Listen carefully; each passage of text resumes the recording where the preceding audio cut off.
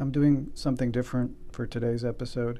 Instead of doing another Rolex topic, I'm going to be reviewing a digital camera. I'll get back to watches on another video, and thanks to everyone that subscribed so far. But if you have no interest in cameras, then you might not want to watch this video. This is the Leica CL, and this is a first impressions video since I just got this last week. And this is all from a beginner's perspective, an introduction to this camera and how I made the buying decision. I just got into photography very recently, being a little restless with the current situation. I started looking outside of watches, and Leica cameras caught my eye. They looked very interesting with their design and capabilities, and that got me into reading more about photography and seeing if I could get better quality pictures than with my iPhone. Some background on me: I basically know nothing about photography. I've just been using the iPhone for the last 10 years, and before that I had a basic digital camera for about 5 years, and before that I just used disposable film cameras. I didn't know anything about apertures or focal lengths or ISO settings or exposure compensation, but I started getting more interested in learning about that. I thought about getting digital cameras here and there, but I didn't want to get a generic digital camera and risk not getting much better photos than with the iPhone. Then I saw the Leica, and it looked something interesting, fun to use, and to learn and grow with. So as far as my buying decision, I looked at a few other options. At the high end, I saw the M10, but I wasn't willing to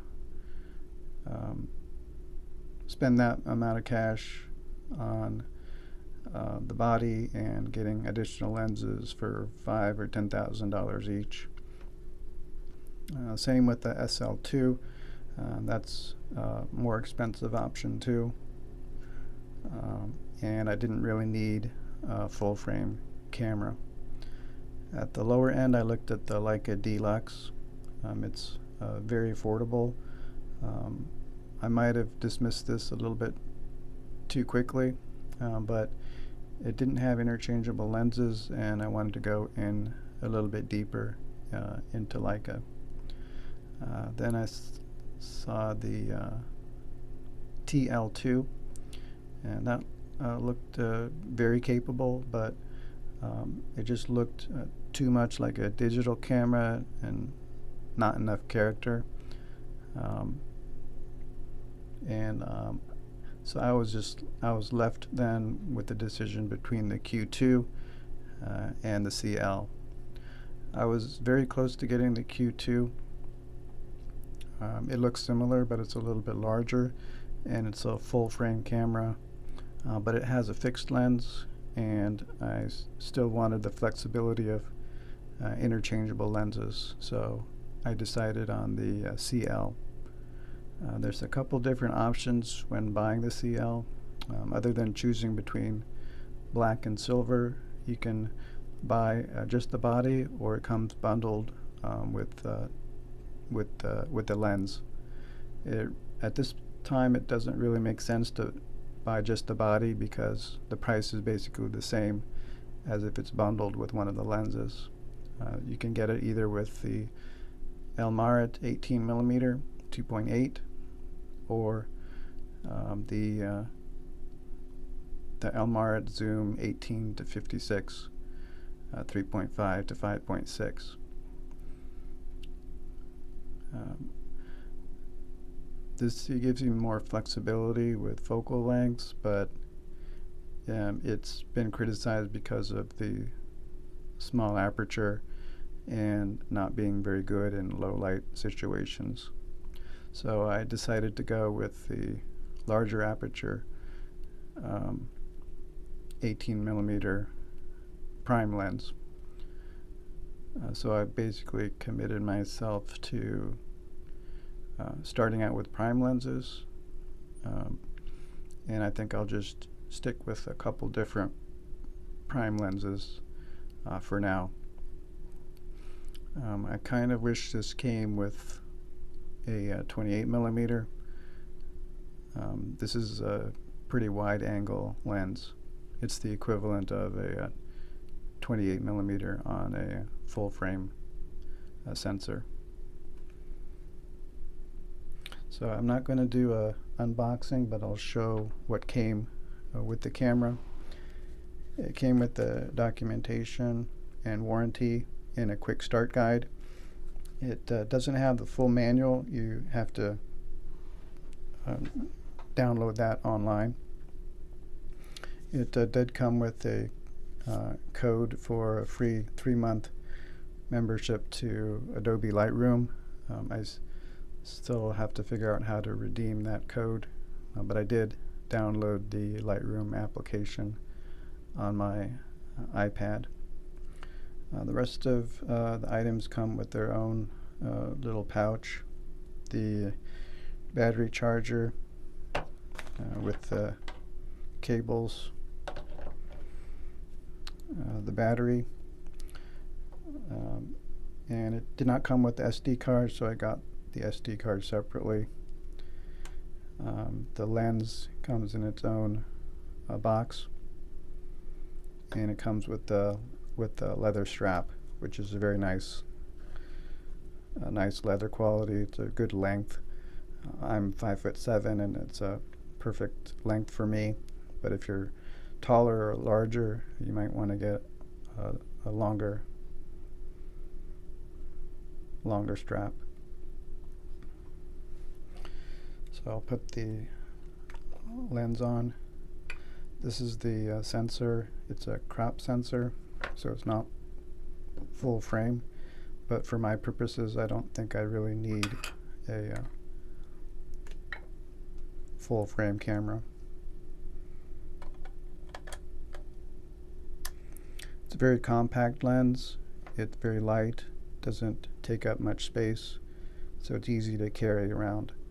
The body itself is compact also, but it feels substantial in your hand. It's a good weight to the camera. It has leatherette coating on the front.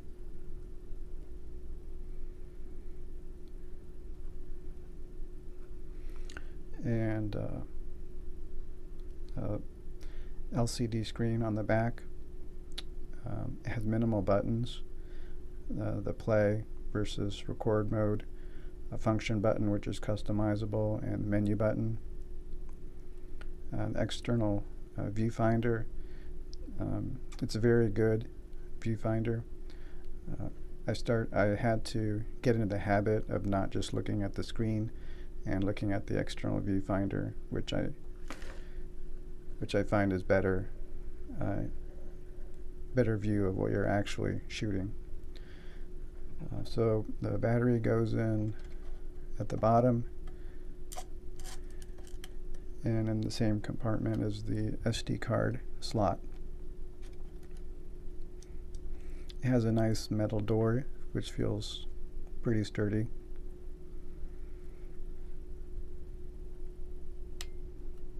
And that's the on switch there. This is a mounting for external flash or other mounts. It has a minimal dials without markings, but the markings display in this little window up here, and they also display on the back.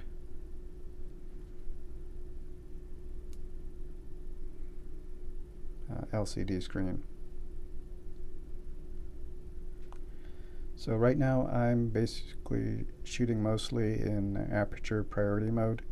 So to change the mode of shooting, you single press here and use this dial to select your mode. So A is for aperture priority, S is for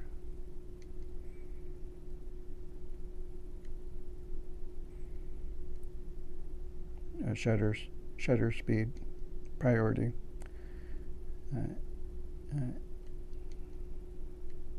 Sorry, M is for manual, and the P is for automatic. It also has a video mode to it also, which can shoot in 4K video. But right now I'm using aperture priority, so I set my aperture with this dial here, and the camera will choose the shutter speed and ISO to get the best result, and I can use this dial to change the exposure compensation if needed. And this information also shows up in the external viewfinder.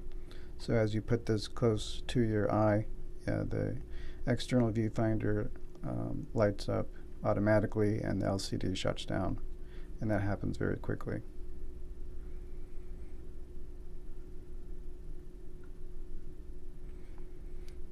The setup is a little bit cumbersome to sync up with the iPhone app. It's not as intuitive as you would think. And also, when you get it out of the box, you have to update the firmware, and that's done through the menu here. You have to go to the Leica website and register your product and download the firmware onto the SD card, and then insert it into the camera, and the camera will update the firmware that way. So that's just an introduction to this camera.